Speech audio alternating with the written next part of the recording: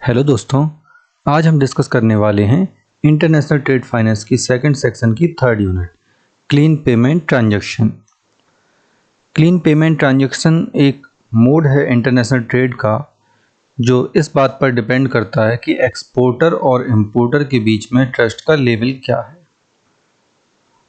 अगर एक्सपोर्टर को ट्रस्ट है इंपोर्टर के ऊपर तो वो पहले माल की डिलीवरी कर देता है, और अगर इंपोर्टर को ट्रस्ट है एक्सपोर्टर के ऊपर तो वो पेमेंट पहले भेज देता है। मतलब कि यहाँ पे एक क्लीन पेमेंट हो रहा है, कोई भी डॉक्यूमेंटेशन इन्वॉल्व नहीं है।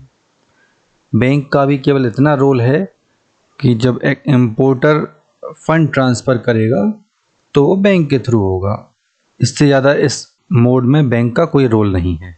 क्लीन पेमेंट ट्रांजैक्शन दो तरह का होता है, पेमेंट इन एडवांस और open account. Payment in advance में क्या होता है, इंपोर्टर पेमेंट पहले कर देता है। ओपन अकाउंट में एक्सपोर्टर माल पहले भेज देता है। जनरली पेमेंट इन एडवांस तब होता है जब एक्सपोर्टर कोई वेल रेप्यूटेड कंपनी हो। मान लीजिए आप अपना एग्जांपल ले लें, अगर आप अमेज़ॉन से कोई सामान मंगाते हैं तो आप पेमेंट कर सकते हैं एडवांस, क्योंकि आप जानते हैं एक बड़ी कंपनी है। वहीं कोई नई कंपनी हो, मान लीजिए कोई xyz.com,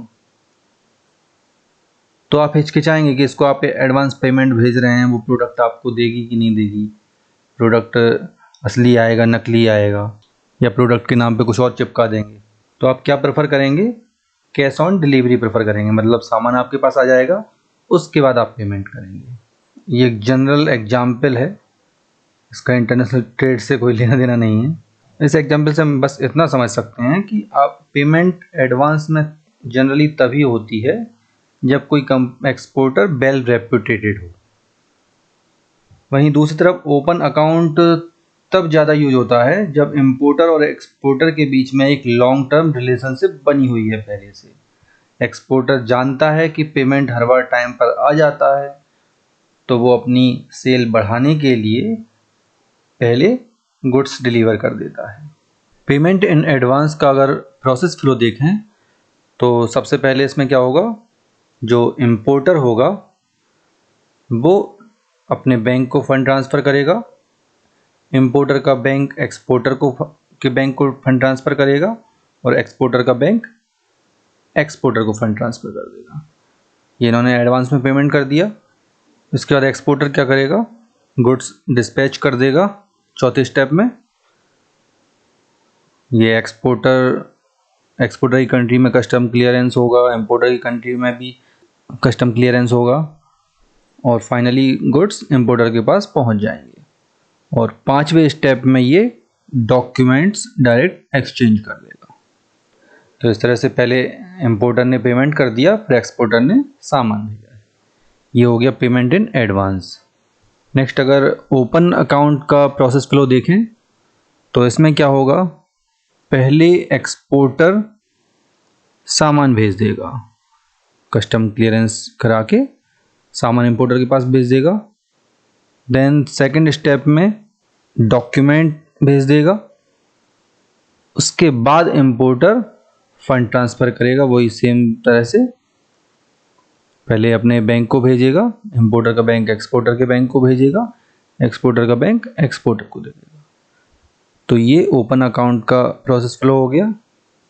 अब देखते हैं क्लीन पेमेंट ट्रांजैक्शन के इन दोनों टाइप्स में एक्सपोर्टर और इंपोर्टर को क्या एडवांटेज हो सकते हैं, क्या डिसएडवांटेज हो सकते हैं। पेमेंट इन एडवांस में एक्सपोर्टर को क्या फ़ायदा होगा, एक्सपोर्टर को ये फ़ायदा होगा कि इसमें कोई भी रिस्क इन्वॉल्व नहीं है, क्योंकि पेमेंट एडवांस में मिल रहा है, सामान बाद में भेजना है, इससे कोई भी रिस्क नहीं है। वहीं अगर इंपोर्टर के बिहाफ पे बात करें तो इससे बहुत ज़्यादा रिस्क है, क्योंकि इसने एडवांस पेमेंट कर दी है, सामान आएगा नहीं आएगा, कैसा आएगा, उसके साथ बहुत सारी रिस्क जुड़ी हुई हैं। दूसरा इसे नुकसान होगा अपॉर्चुनिटी कॉस्ट का।